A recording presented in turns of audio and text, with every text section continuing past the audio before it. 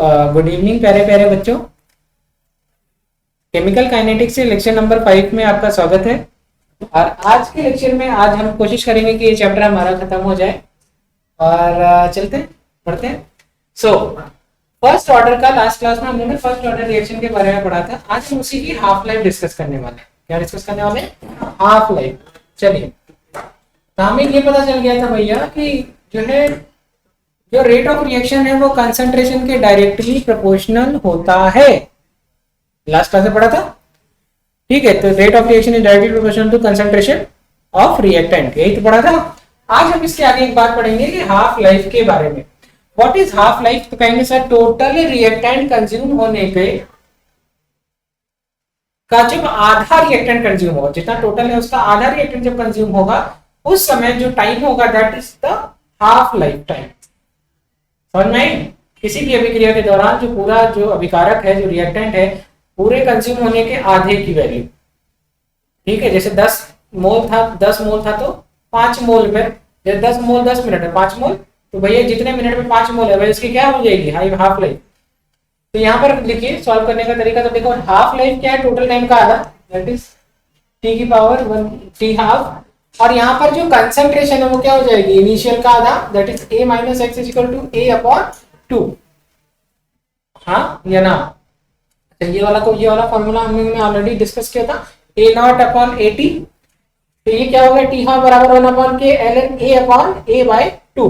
अब ये 2 ऊपर चला जाएगा तो क्या हो जाएगा? टी हाफ बराबर ln 2 अपॉन के, और यहाँ पर हो जाएगा this is equal to 2.303 log 2 upon K. अब यहाँ पर देखिएगा log 2 की वैल्यू क्या होगी? जब इसको आप सॉल्व करते हैं तो ये वैल्यू आती है 0.693। कितनी आती है? 0.693। तो टी हाफ ये आपके लिए इंपॉर्टेंट है, इज इक्वल टू 0.693 अपॉन के। नोट कर लीजिए। तो एग्जाम में जब भी क्वेश्चन आएगा तो आपको ये फॉर्मूला यूज करना है फर्स्ट ऑर्डर ऑफ रिएक्शन के लिए, हाफ लाइफ निकालने के लिए। 0.693 अपॉन के हाफ लाइफ। बहुत इंटरेस्टिंग है, बहुत ज्यादा इंटरेस्टिंग है। जब फर्स्ट ऑर्डर रिएक्शन का टाइम पीरियड निकाल रहे थे तो रिएक्शन किसके डायरेक्टली प्रोपोर्शनल था? कहीं कंसंट्रेशन के।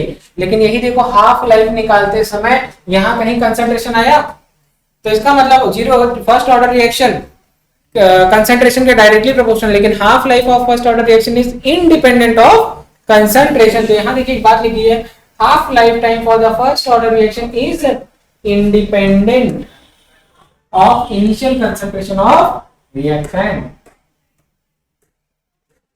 है ना मजेदार? नोट करिए। हाँ कृष्णकांत, चलो एक क्वेश्चन बताओ। यही तो बात। चलो लिखो टाइम फॉर 3/4 ऑफ रिएक्शन। ठीक है, जब जैसे 3/4 रिएक्शन को खत्म करने के लिए रिएक्टेंट की कंसंट्रेशन कितनी खत्म हो गई? 3/4। तो उस समय जो है क्या टाइम पीरियड होगा? तो लिखिए, खाली जितना बोलूं सिर्फ उतना लिखिएगा।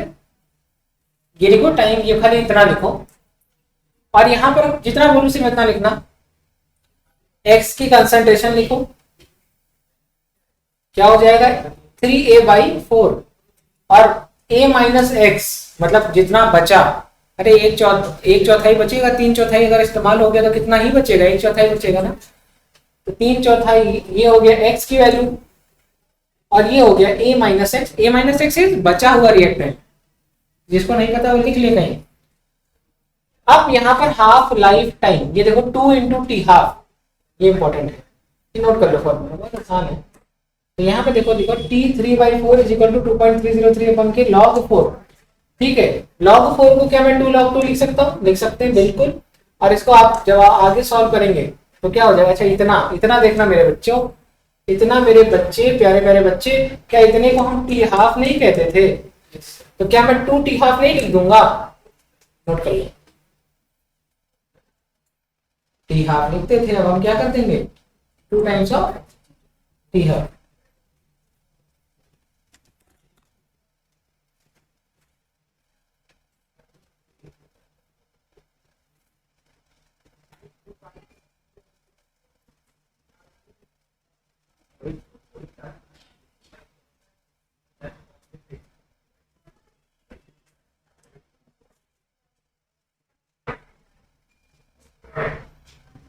चले चलिए,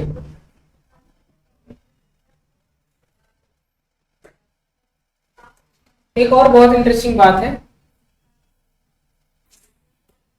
ये भी कंसंट्रेशन पर डिपेंड नहीं करता। एग्जाम में क्वेश्चन आ सकता है। 2 टी हाफ, आप टी हाफ जानते हैं, टी हाफ क्या था 0.693 अपॉन के, वहां कोई कंसंट्रेशन की बात नहीं हुई, तो 2 टी हाफ में भी कंसंट्रेशन की कोई बात नहीं होगी, नोट कर लीजिए। बस ऐसे कुछ मत करिए, खाली यही डैश करके लिखिए इंडिपेंडेंट ऑफ इनिशियल कंसंट्रेशन। बात समझ में आ गई?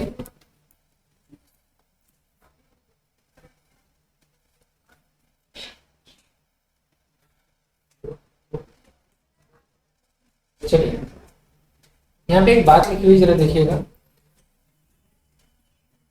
ठीक है। This is interval formula, that is k is equal to 2.303 upon t2 minus t1 log a minus x1 upon a minus x2। ठीक है, यहाँ पर x1 x2 क्या है, तो क्या कंसंट्रेशन, और t1 t2 क्या है, टाइम। अब time required for the completion of definite fraction of the first reaction, जैसे डेफिनिट फ्रैक्शन का मतलब इसे 50% होने में, 90% होने में, 99% होने में, यहाँ पर वही सब वैल्यूज रखी जाती है, ठीक है, कि जितना परसेंट हुआ, जितना कंज्यूम हुआ, राइट। तो उसके कुछ बेसिक ग्राफ है, रेट और कंसंट्रेशन, रेट ऑफ रिएक्शन और कंसंट्रेशन। ये नॉर्मल फर्स्ट ऑर्डर रिएक्शन में आप देखते हैं डायरेक्टली प्रोपोर्शनल होता है कंसंट्रेशन के, rate of reaction is directly proportional to concentration of reactant. ये वाला ग्राफ समझ में आ गया? फर्स्ट ऑर्डर रिएक्शन में रेट ऑफ रिएक्शन और कंसंट्रेशन के बीच में डायरेक्टली प्रोपोर्शनल होता है, पक्का निशा? यहाँ पे देखो हाफ लाइफ टाइम में कंसंट्रेशन पर डिपेंड करता है क्या? नहीं, देखो स्ट्रेट लाइन आ गई, कांस्टेंट है, ठीक है, ये वाला तुमको ग्राफ मिल गया। अब यहाँ पर देखिए क्या लिखा है कि यहाँ पर स्लोप है log a माइनस एक्स, और यहाँ पर स्लोप क्या है माइनस के अपॉन 2.303, और यहाँ पर क्या है टाइम के बीच में ग्राफ है, slope log a minus x और टाइम के बीच में ग्राफ है। चाहो तो सिर्फ ये ग्राफ लिख लो, ये सब मत लिखना, अब सिर्फ ग्राफ लिख लो, ग्राफ काम का है, लिख लेना फॉर फर्स्ट ऑर्डर रिएक्शन करके लिखना, तीनों ग्राफ बना लो, ठीक है। अब यहाँ पर देखिए क्या है, integrated rate of reaction, general reaction, मतलब फर्स्ट ऑर्डर के लिए भी हो सकता है, सेकंड ऑर्डर के लिए भी, जीरो ऑर्डर के लिए, सबके लिए जनरल वो है। तो यहाँ पर एक बात लिखा है कि n is not equal to 1, ठीक है। अब फॉर्मूला देखिए क्या क्या हो सकता है, तो आप केवल इतना लिखिए, एक फॉर्मूला ये लिखिए, एक फॉर्मूला ये लिखिए, और ये एक एग्जाम्पल है, ऊपर वाला ये एक एग्जाम्पल है, इसी फॉर्मूले में जो वैल्यू हमने रखी है। पहले आप केवल ये दो फॉर्मूलाज लिखिए, फिर हम सिखाते हैं। सुनिए, एक सेकंड रुकिए, एक फॉर्मूला ये, एक फॉर्मूला ये। यहाँ पर दो चीजें इंपॉर्टेंट है, यहाँ पर ये जो n है क्या बता रहा है, बोलो, ऑर्डर ऑफ रिएक्शन क्या है, ऑर्डर ऑफ रिएक्शन। तो अगर ये जीरो ऑर्डर होगा तो a की पावर -1, और फर्स्ट ऑर्डर होगा तो 1 - 1 इज 0, तो कंसंट्रेशन पर डिपेंड करेगा क्या, समझ में आया, हाफ लाइफ। सेकेंड ऑर्डर होगा तो 1 अपॉन a, 2 - 1 इज 1। मेरी बात समझ में आ रही है? ठीक है, जैसे जीरो के लिए, फर्स्ट के लिए, सेकेंड के लिए, ये हो जाएगा 0, ये हो जाएगा 1, ये हो जाएगा 2। n-1 वाली जो वैल्यू है वो क्या हो सकती है, 0 - 1, दैट इज 1 अपॉन a की पावर -1, ठीक है। इसी तरीके से 1 upon a, 1 - 1, that is 1 upon e, inversely proportional to concentration. अरे 1 - 1 इज 0 ना, किसी की पावर 0 तो वो वैल्यू 1, 1 अपॉन 1 हो जाएगा ना। सेकेंड ऑर्डर के लिए 1 अपॉन a, 2 - 1, क्या हो जाएगा 1 अपॉन, बात समझ में आ गई? नोट करिए, नोट करिए, फॉर्मूला नोट कर लीजिए।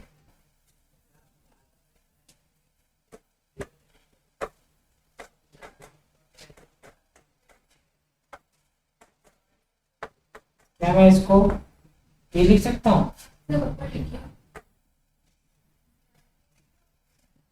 लिख देना बेटा, ठीक है, जीरो ऑर्डर वाला देखो, जो टी हाफ है it is added proportional to 1 a की power 0 minus 1, that is T half. क्या मैं इसी को टी हाफ दिक्कत नोट कर लीजिए। इम्पोर्टेंट पार्ट था वो था ऑर्डर ऑफ रिएक्शन निकालना, रेट ऑफ रिएक्शन निकालना, जो कि हमने आपको सिखा दिया है। अब बाकी जो और चीजें थी वो थ्योरेटिकल थी। अभी हम एक चीज मिस कर गए थे, रेट ऑफ रिएक्शन को कौन कौन सी कंडीशंस अफेक्ट करती है वो मिस कर गए। एक चीज वो भी मैं पढ़ाऊंगा, और एक बस छोटा सा पार्ट बचा हुआ है, दैट इज कैटलिस्ट। चैप्टर खत्म। चले आगे बढ़ जाए। मुझे लगता है ये वाला पार्ट आप सॉल्व कर सकते हैं। रख लेंगे वैल्यू। ये देखो यहाँ पर लिखा हुआ है x की वैल्यू a/2। एक क्वेश्चन है, केस है, टाइम पे लिया टी हाफ, और x की वैल्यू क्या ले ली भैया a/2। अब देखो यहाँ पर फॉर्मूला क्या होता था कि यहाँ पे जब फॉर्मूला हम रखते हैं कंसंट्रेशन पे रखेंगे, तो यहाँ पर क्या लिखा हुआ है कि kT हाफ 1/n-1, जो भी ऑर्डर रहेगा रिएक्शन का, अपॉन, तो देखो यहाँ पर लिखा क्या है कि 2/a, ठीक है, दैट इज a/2 की पावर n-1। ठीक है, अब यहाँ पर दिखाता हूँ ये कैसे लिखा हुआ है। अब यहाँ पर देखो क्या लिखा है a-x, तो इसको आप लिखेंगे a-a/2। हाँ, तो क्या मैं इसको 2a/2 लिख दूं? सॉरी 2a-a, ये देखो ये वाला यहाँ मल्टीप्लाई हो जाएगा, तो 2a-a दैट इज a/2 हो जाएगा। हाँ या ना? अरे a-x को क्या सीन, जब तुम सिंप्लीफाई करोगे तो a/2 आएगा ना, नहीं आएगा? अरे x की वैल्यू a/2 लिख दिया ना तुमने। ठीक है, चलो यहां तक समझ में आया। अब ये जो यहाँ पर वैल्यू आ रही है, यहाँ पर कुछ वैल्यू आ रही है, ये वैल्यू आ रही है, देखना ये जो वैल्यू आ रही है, ये आ रही है a/2 की पावर n-1। तो क्या मैं इसको इस तरीके से लिख सकता हूँ 2/a की पावर n-1 नहीं लिख सकता क्या? वही तो किया है, और कुछ किया है क्या? बोलिए। माइनस अभी अगेन 1/a की पावर n-1, बिकॉज यहाँ पर जो भी वैल्यू आएगी 1 से मल्टीप्लाई करेंगे वही आएगा।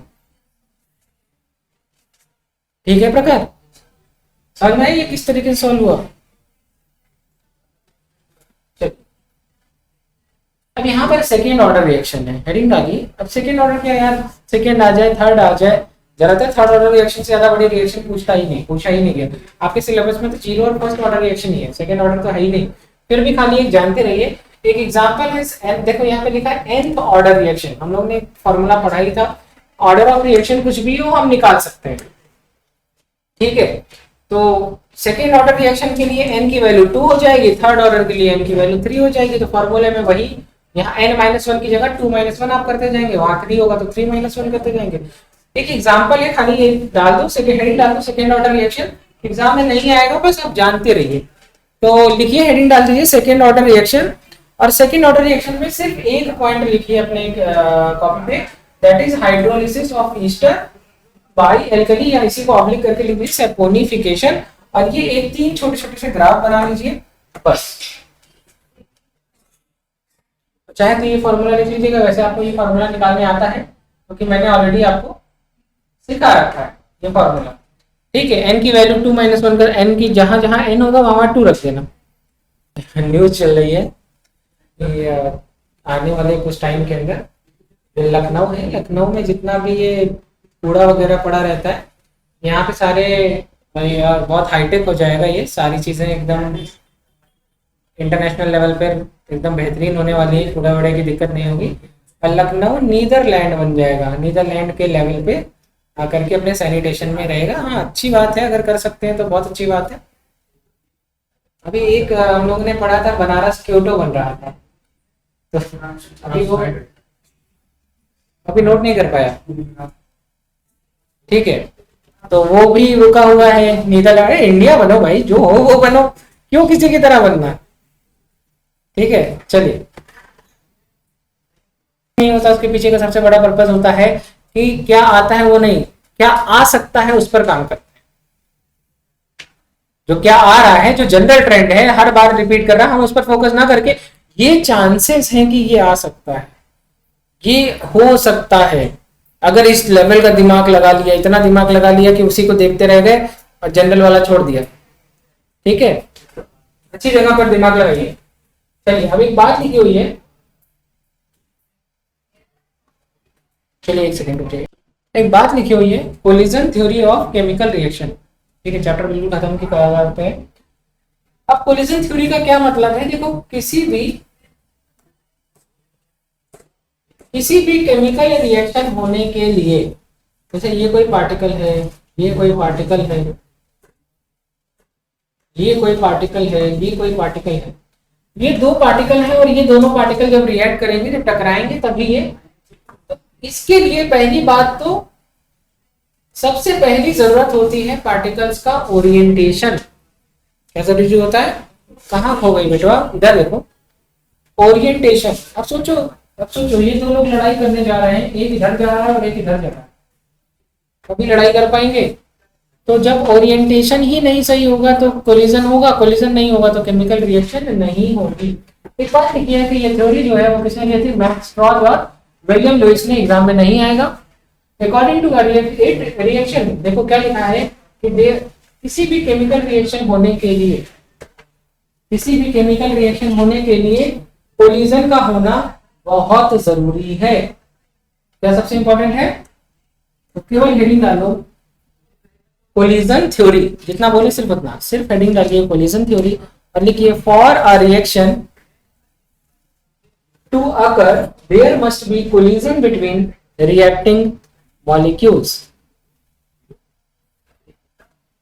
ठीक है, अब एक शब्द है कोलिजन फ्रीक्वेंसी, अगली हेडिंग डालिए कोलिजन फ्रीक्वेंसी। तो किसी फ्रैक्शन ऑफ सेकेंड या फ्रैक्शन ऑफ टाइम में जितनी बार कोलिजन हुआ दैट इज कोलिजन फ्रीक्वेंसी। तो अगली हेडिंग डालिए कोलिजन फ्रीक्वेंसी और डिनोट करते हैं Z से।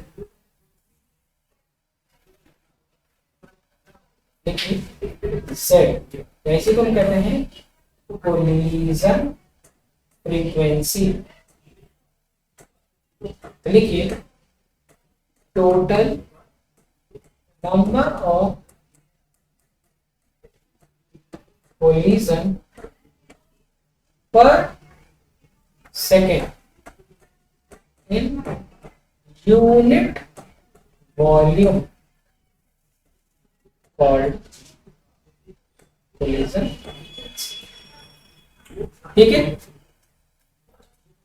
एक बात लिखी हुई है, एक बहुत अच्छी सी बात लिखी हुई है कि जो जनरली जो है, जो कोलिजन फ्रीक्वेंसी की वैल्यू है बहुत ज्यादा होती है, और गैसियस रिएक्शन के मामले में देखा जाए तो 10 की पावर 25 से 10 की पावर 28 कोलिजन पर सेकेंड पर मीटर क्यूब हमें देखने को, पर सेंटीमीटर क्यूब हमें देखने को मिलती है। ठीक है, अब यही क्या कह रहे हैं कि बहुत ही छोटे फ्रैक्शन ही इतने कैपेबल होते हैं कि रिएक्टेंट को किसमें बदल दे, प्रोडक्ट में, और इसी को हम कहते हैं इफेक्टिव कोलिजन। तो लिखो इफेक्टिव कोलिजन।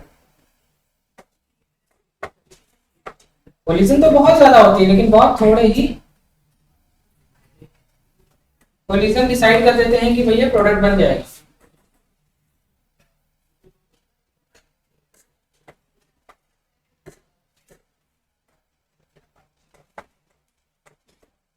तो लिखो a small fraction of collision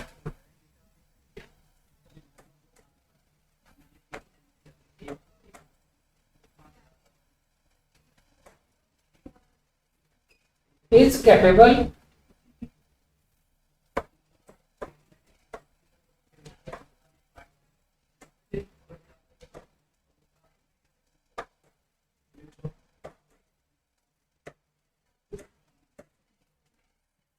इसी को हम क्या कहेंगे, effective collision, not collision.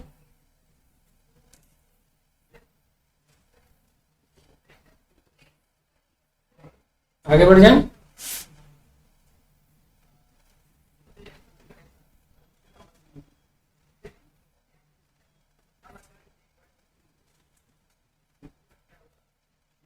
Done. चलिए अब आते हैं यहाँ पर, बहुत अच्छी अच्छी बातें हैं, बहुत ज्यादा इंपॉर्टेंट चीजें हैं। यहाँ पर देखिए लिखा हुआ है इफेक्टिव कोलिजन होने के लिए दो चीजें बहुत इंपॉर्टेंट है और ये मैंने आपको बताया भी था। पहली बात तो मैंने बताई थी प्रॉपर ओरिएंटेशन, हाँ, और दूसरी बात है कि जो वो रिएक्टिंग मॉलिक्यूल्स हैं उनके पास कम से कम कुछ मिनिमम अमाउंट ऑफ एनर्जी होनी ही चाहिए। ठीक है, किसी भी ट्रिप पे जाने के लिए दो चीजें बहुत इंपॉर्टेंट है दो लोगों के बीच में। क्या? एक तो दोनों का दिमाग सेम हो कि भैया हाँ चलना है तो दोनों साथ आएंगे तभी तो जाएंगे। और दूसरी सबसे इंपॉर्टेंट चीज है कि दोनों के पास मिनिमम इतना पैसा हो कि भैया वहां जाएं, टहले, रह ले, वापस आ ले। हाँ, तो इसी तरीके से किसी भी कोलिजन के लिए भी दो चीजें इंपॉर्टेंट है। सबसे पहली बात कि वो जो रिएक्टेंट स्पेसीज है उनके पास कुछ अमाउंट ऑफ एनर्जी होनी चाहिए ताकि वो कोलिजन स्टार्ट हो सके। और उस कोलिजन स्टार्ट होने के बाद वो जो कोलाइडिंग मॉलिक्यूल है वो उनका ओरिएंटेशन एक दूसरे की तरफ हो, प्रॉपर ओरिएंटेशन हो। यही दो रीजन है, तभी जाकर के रिएक्शन होगी। राइट, तो दो चीज लिखिए। देखिए फॉर इफेक्टिव कोलिजन डैश, बस कुछ मत लिखिए, फॉर इफेक्टिव कोलिजन, बस ऐसे ही सब मत लिखना। फॉर इफेक्टिव कोलिजन पहला पॉइंट लिखिए कि रिएक्टिंग मॉलिक्यूल के पास कुछ अमाउंट ऑफ एनर्जी, सिर्फ कहते हैं थ्रेशोल्ड एनर्जी। ठीक है, दूसरी चीज जो सबसे इंपॉर्टेंट है,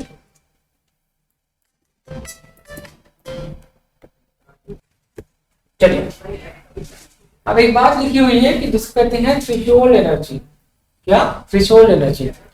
व्हाट इज थ्रेशोल्ड एनर्जी? सबसे पहली बात यह है कि वो मिनिमम एनर्जी जिस पे रिएक्टिंग मॉलिक्यूल क्या कर सके, रिएक्ट कर सके या रिएक्शन के लिए स्टार्ट हो सके, हम क्या कहेंगे? Threshold energy. दैट इज, देखिए रिएक्टेंट। अब बात आती है रिएक्शन दो तरीके की होती है, एक होती है एक्सोथर्मिक और दूसरी होती है एंडोथर्मिक रिएक्शन। अब एक्सोथर्मिक रिएक्शन के दौरान क्या होता है, जो प्रोडक्ट है उसकी एनर्जी कम होती है और रिएक्टेंट की एनर्जी ज्यादा होती है। एंडोथर्मिक में रिएक्टेंट की एनर्जी कम है, उसको ज्यादा एनर्जी चाहिए, तब वो एनर्जी का इस्तेमाल करके क्या बनेगा? प्रोडक्ट। समझ में आई बात? नहीं समझ में आएगा? चलो समझाते हैं। पहले लिखो थ्रेशोल्ड एनर्जी। अब बात आती है एक्टिवेशन एनर्जी की। क्या होती है? Activation energy. तो कह रहे व्हाट इज एक्टिवेशन एनर्जी? कह रहे सर वो एक्स्ट्रा अमाउंट ऑफ एनर्जी जो रिएक्टेंट को किस में कन्वर्ट करा दे? प्रोडक्ट में। इसको हम कहते हैं एक्टिवेशन एनर्जी। जैसे जैसे आप समझिए, आपको बिजली विभाग जाना है, आपको वहां पर जो है मीटर अपग्रेड कराना है। अब मेरी बात को समझिएगा, जो बिजली विभाग में मीटर की फीस है वो आपने दे दी, जो ये तो मिनिमम आपको देनी ही देनी है। हाँ, जो है वहां की क्राइटेरिया है कि भैया आपको इतना रुपए देना है इस चीज का, इतना इस चीज की फीस है, इतनी इस चीज की फीस है। आपने वो फीस सबमिट कर दी, क्या आपका काम हो गया? क्या आपका काम हो गया? नहीं। अब उस काम को कराने के लिए जो आप एक्स्ट्रा दोगे, दैट इज एक्टिवेशन एनर्जी। बात समझ में आ गई? तभी वो एक्टिव होंगे और क्या करेंगे? आपका काम। तो आप मिनिमम एनर्जी देने के बाद भी जो extra energy the, that is activation energy. ठीक है, अब दूसरी बात, इस एक्टिवेशन एनर्जी का बाईपास भी होता है, लेकिन देना इसमें भी पड़ता है। अब आपने एक रेफरेंस का यूज किया। किसका यूज किया? रेफरेंस का। तो जो चीज 1000 में होनी थी वो अब कितने में हो सकती है? 600, 700, 500।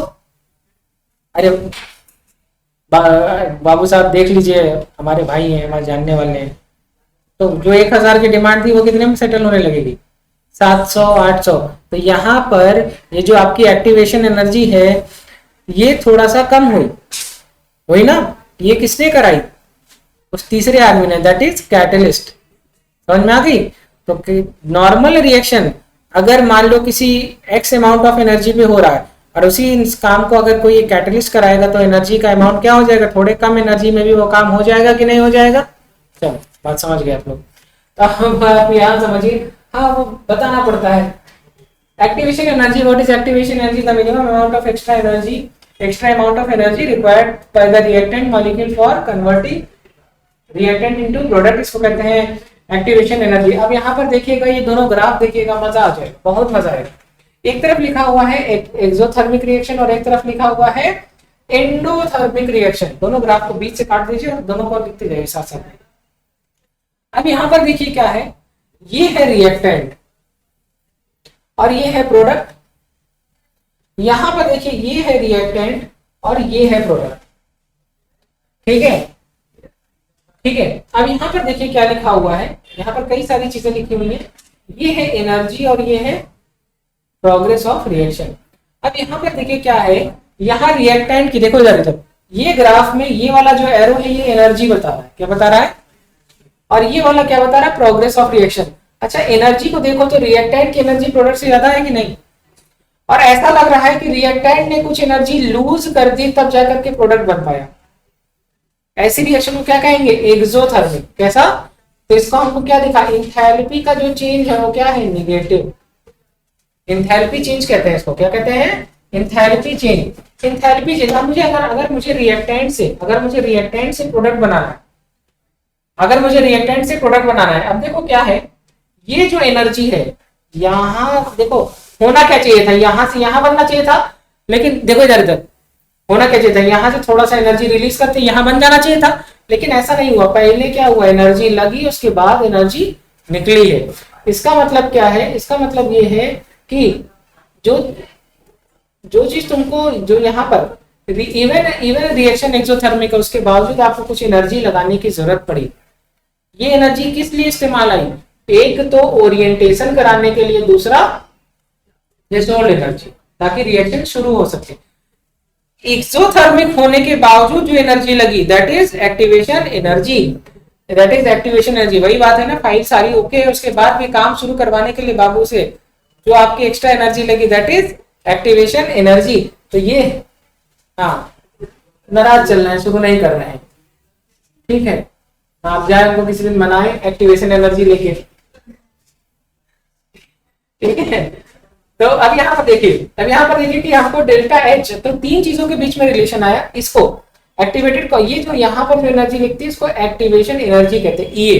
किससे डिनोट करते हैं, कैपिटल ई ए। अब यहाँ पर जो फॉर्मूला बना, देखो this is activation energy for forward reaction, और यही रिएक्शन अगर बैकवर्ड जाएगी तो एक्टिव ये हो जाएगी वैल्यू ई ए बी, और ये वाली इज ई ए एफ।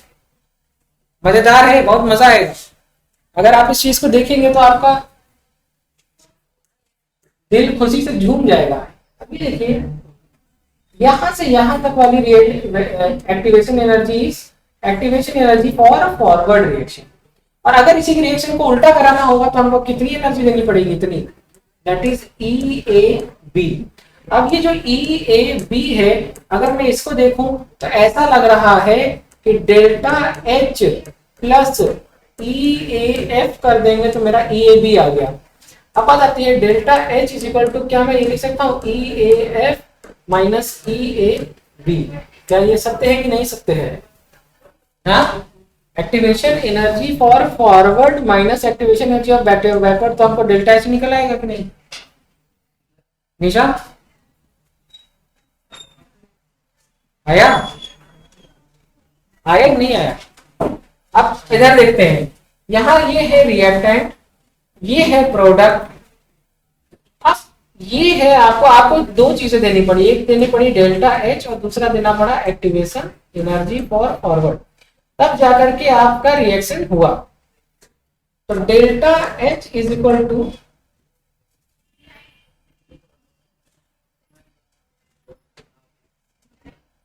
अरे सॉरी माफ करना, ये तो थ्रेशोल्ड एनर्जी है, टोटल इज ईएफ, ये है पूरा ईएफ, ये तो थ्रेशोल्ड है, मिनिमम एनर्जी। अब यहां पे समझो, delta H is equal to,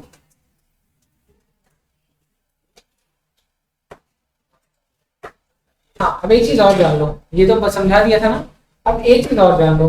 अब मुझसे कुछ पापी बच्चे पूछते हैं कि सर डेल्टा एच क्या है, हाँ पापी,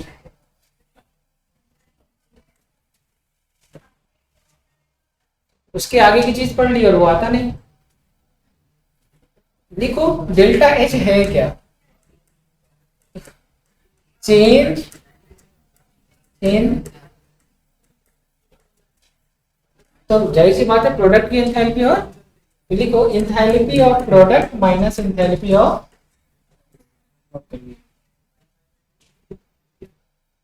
EAF EAB आ गया।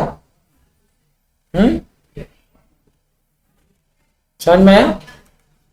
HP और HR दिखा, डेल्टा H की वैल्यू समझ में आई, delta H negative delta H positive कैसे आया, और बहुत अच्छी बात लिखी हुई है। लिखा हुआ है नेचर ऑफ रिएक्टेंट, देखो देखो नेचर ऑफ, ठीक है,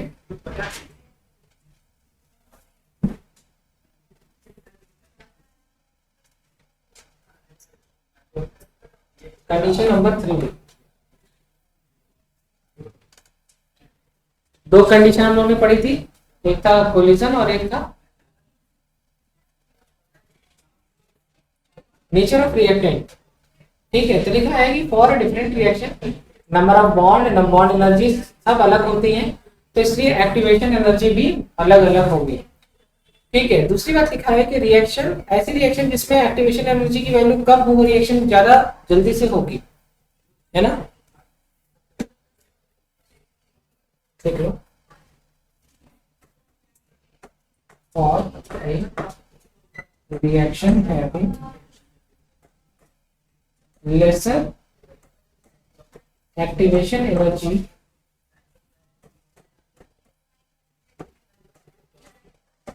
take place faster। बहुत सिंपल सी बात है, इसमें कुछ सोचने की बात ही नहीं है।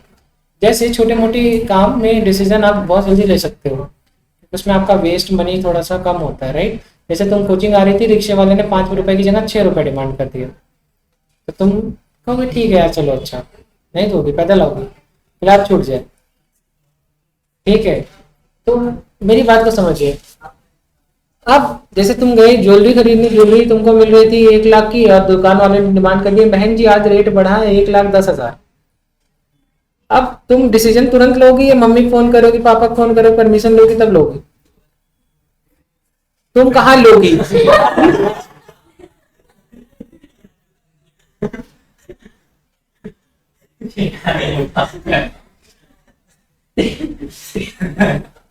ठीक है, हेडिंग डालिए, हेडिंग डालिए एक्टिवेशन एनर्जी।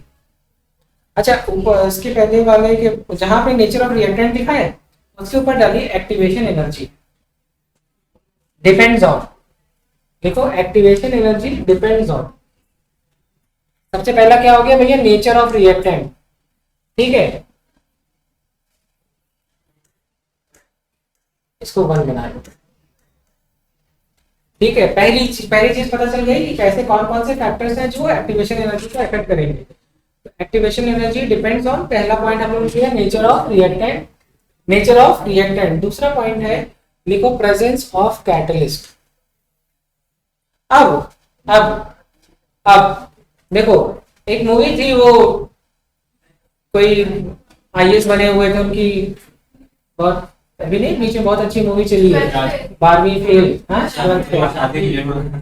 ठीक है, और अब देखो बात को समझोगे, यही से मजा आ जाएगा। वो 12th फेल आदमी फेल होकर के पास किया, पास होने के बाद सही इंसान मिल गया तो ऊपर चला गया। एक इंसान की आबादी में भी लड़की का हाथ और एक इंसान की बर्बादी में भी लड़की का हाथ, ऐसा गधे लड़के कहते, मैं नहीं कहता। ठीक है, अब वो कैटलिस्ट ही डिसाइड करेगा, तुम्हारे साथ वाला कैटलिस्ट ही डिसाइड करेगा कि तुम ऊपर जाने वाले हो कि नीचे आने वाले। समझ रहे हैं? जो कैटलिस्ट है अगर पॉजिटिव निकला तो ऊपर, निगेटिव कैटलिस्ट हो गया तो नीचे ले आएगा। तो प्रेजेंस ऑफ कैटलिस्ट, कैटलिस्ट क्या करता है? देखो कैटलिस्ट का काम क्या है, रेट ऑफ रिएक्शन कैसे बढ़ाता है। देखो क्या है, कहेंगे एक्टिवेशन एनर्जी तो उतनी है, नहीं सर वो तो ठीक है, ये अल्टरनेटिव पाथ प्रोवाइड करता है। क्या प्रोवाइड करता है? Alternative path. ये एग्जाम का क्वेश्चन रहा है कि कैटलिस्ट किस तरीके से, क्योंकि एक्टिवेशन एनर्जी तो लगनी ही लगनी है। किसी ने कहा कि हमको 20 दोगे तभी तुम्हारा काम करेंगे, नहीं तो नहीं करेंगे।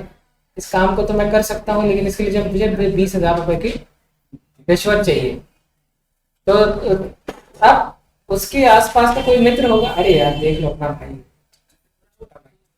बड़े भैया देख लो कर दो, बेचारे गरीब हैं, ठीक है लाओ 19-18 में कर देंगे,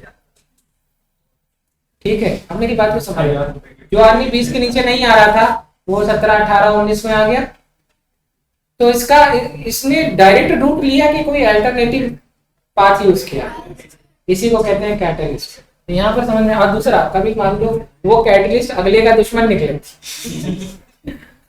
तो 20 की जगह वो क्या करेगा, तब भी काम नहीं करेंगे, ठीक है। तो लिखा हुआ है कि catalyst which provide alternative path of reaction mechanism of the reaction, बस इतना लिखना, फॉर रिएक्शन, ठीक है। अब बात आती है कि कैटलिस्ट के प्रेजेंस में, देखो इन प्रेजेंस ऑफ कैटलिस्ट क्या घटता है, थ्रेशोल्ड एनर्जी घटती है, ठीक है, एक्टिवेशन एनर्जी घटती है और रेट ऑफ रिएक्शन बढ़ता है। और negative catalyst that is inhibitor threshold energy बढ़ा देता है। जैसे आप कहीं काम कराने जाओ, 1 महीने दौड़ा दी, उसके बाद कहीं ये पेपर कम था, हाँ, अब आप काम बढ़ा रहे हैं, कह रहे ये काम करके आओ, फिर वो काम करने गए, तब से पता चला पुराना वाला पेपर एक्सपायर हो गया, उसको सही करवाओ। ये निगेटिव कैटलिस्ट है, तुम्हारी थ्रेशोल्ड एनर्जी बढ़ा रहे हैं, ये एक्टिवेशन एनर्जी बढ़ा रहे हैं और रेट ऑफ रिएक्शन क्या कर रहे हैं, घटा रहे हैं। जैसे हम कह रहे छोड़ो जाने, जो है सो है, कौन जाएगा, तो क्या घटा, रेट ऑफ रिएक्शन। बस 2 मिनट हेडिंग डालिए, फैक्टर्स अफेक्टिंग, चाहो तो एक अलग पेज पे लिखना, ताकि इसको काट करके कहीं वहां वापस से रेट ऑफ रिएक्शन वाली जगह पर जोड़ लीजिएगा। हेडिंग डालिए, factors affecting rate of reaction. सबसे पहला पॉइंट लिखिए, नेचर ऑफ रिएक्टेंट, ठीक है, ठीक है। अब इसमें कई सारी चीजें इंपॉर्टेंट है, ठीक है। सबसे पहला पॉइंट लिखिए, physical state of reactant.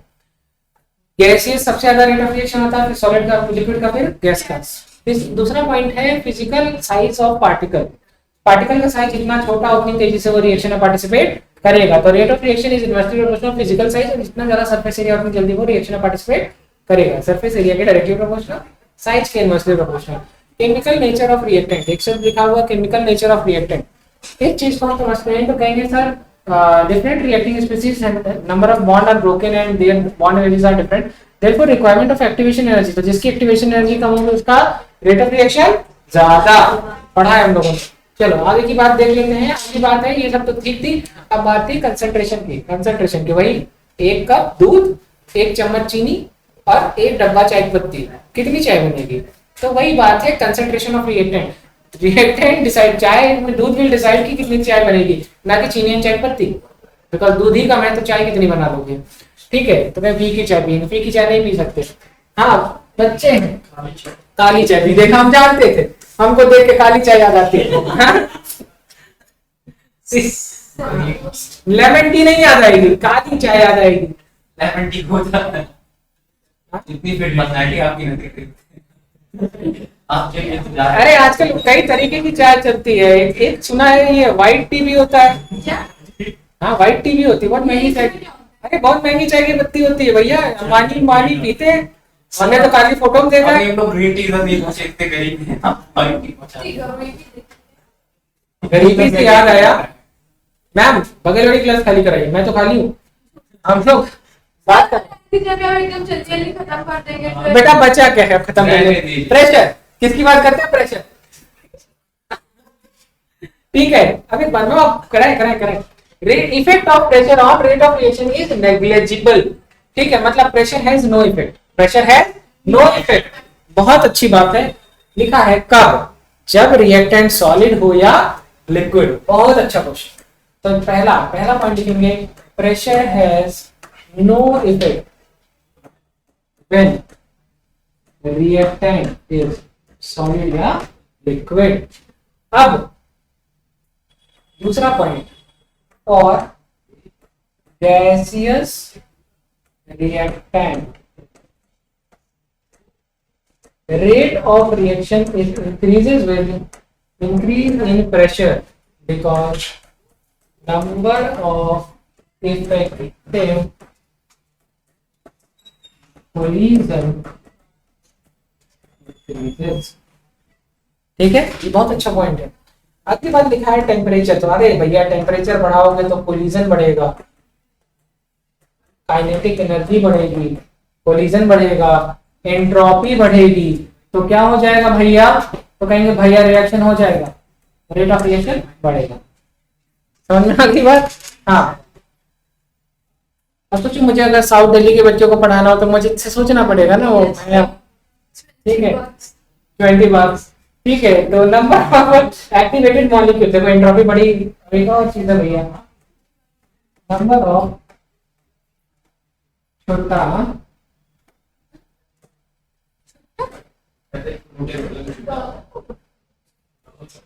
Dollar को बक्स बोलते नहीं, हैं, मतलब पैसे को बक्स कहते हैं। वो लोग इस वे में कहते हैं। हाँ, वो अमेरिकन होते हैं। एक अमेरिकन एक्सेंट और एक एक्सेंट आजकल चला है वो सऊदी दुबई वाला, कौन सा है? कतरीना कैफ वाला है, तुतला के बोलना नहीं, ता को ता बोलते हैं उसमें। हाँ, कतरीना, तुम इधर आती, हाँ तुम इधर आती। ठीक है, हाँ हबीबी हम तुमको दिखाती। ठीक है, हाँ मैं भी सोच रहा हूँ ये हबीबी लोगों को नीट पढ़ाना शुरू कर। पढ़ाया तो था ही, पढ़ाया तो वही है वो सऊदी दुबई। हाँ, तो अब तो प्रश्नोत्तरी सर्विसेज देना रहे। हाँ, वो पढ़ रहे हैं, वो काउंसलिंग में जा रहे हैं। अभी भी लोग जल्दी जाते हैं। ठीक है, चलो आगे बढ़ते हैं। अब एक बात लिखी हुई है, ऐसे कौन कौन से फैक्टर्स हैं जो किसको अफेक्ट करते हैं? रेट ऑफ रिएक्शन को। तो अब हम टेम्परेचर, रेट कांस्टेंट और टेम्परेचर के बीच में एक रिलेशन देखते हैं, बहुत छोटा सा रिलेशन है। ठीक है, और यहाँ पर एक शब्द लिखा हुआ है जनरली, देखो 10 डिग्री का हेरफेर है। कितने डिग्री का? 10 डिग्री। एक कंडीशन है कि अगर हमको सिर्फ 10 डिग्री टेम्परेचर बढ़ा दिया जाए, अगर हम कितना टेम्परेचर बढ़ा दें? जस्ट 10 डिग्री टेम्परेचर बढ़ा दें, तो जो रेट ऑफ रिएक्शन है वो 2 से 3 गुना बढ़ जाता है। कितना बढ़ जाता है? 2 से 3 गुना। ऐसे ही याद रखना कि अगर रेट ऑफ रिएक्शन को, मतलब अगर टेम्परेचर को 10 डिग्री बढ़ा दो, टेम्परेचर है 10 डिग्री बढ़ा दोगे तो रेट ऑफ रिएक्शन डबल या ट्रिपल हो जाएगा, 2 गुना या 3 गुना। बस इतने से ही क्वेश्चन लगने लगेगा। ये तो कभी तुमको जरूरत ही नहीं पड़ेगी। तो 25 डिग्री वाला तो हम लोग ने बहुत करा है। ठीक है, अभी एक कांस्टेंट था Maxwell and Boltzmann energy curve. ठीक है, ठीक है, यहाँ पे एक बात लिखी हुई है। ऐसा तो एक फैक्टर था जिससे हम लोगों ने कैटलिस्ट की बात की थी, मैंने पढ़ाया कि नहीं पढ़ाया? ठीक है, एक बात लिखा है और एक्सपोजर टू रेडिएशन। आज तक कभी पूछा नहीं गया, बट फिर भी जान लीजिए कि कुछ रिएक्शन ऐसी होती हैं जिनका रेट ऑफ रेडिएशन का, अगर हम रेट ऑफ रिएक्शन बढ़ाने के लिए अगर हम रेडिएशन का बढ़ाएंगे, नंबर ऑफ रेडिएशन बढ़ाएंगे तो रेट ऑफ रिएक्शन बढ़ेगा। इसका भी सेम नजरिया वही है कि रेडिएशन बढ़ाओगे एनर्जी आएगी तो काइनेटिक एनर्जी, कोलिजन बढ़ेगा, रेट ऑफ रिएक्शन बढ़ेगा। बस इतनी ही सी बात है। ठीक है, ये किसके लिए होता है? For a photochemical reaction. Example है फॉर्मेशन ऑफ हाइड्रोक्लोरिक एसिड। देखो ये वाला क्वेश्चन है 10 डिग्री से 50 डिग्री, तो हर 10 डिग्री पे 2 गुना से 3 गुना रिएक्शन हो जाएगा। तो 10, 20, 30, 40, 50, तो हर बार 2 टाइम करते जाओगे तो टोटल आएगा, उसको लिख देना। तो आंसर देखो 16 टाइम आया है कि नहीं आया? आया ना? नहीं लिख रहा, नहीं लिखा।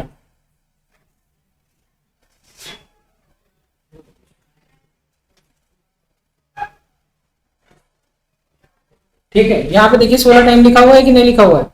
समझ में आ गया? सभी प्यारे बच्चों को ये पूरा चैप्टर समझ में आया बहुत अच्छे से? इस चैप्टर में सबसे ज्यादा हमें किस पर फोकस करना है? ऑर्डर ऑफ रिएक्शन पर। Thank you.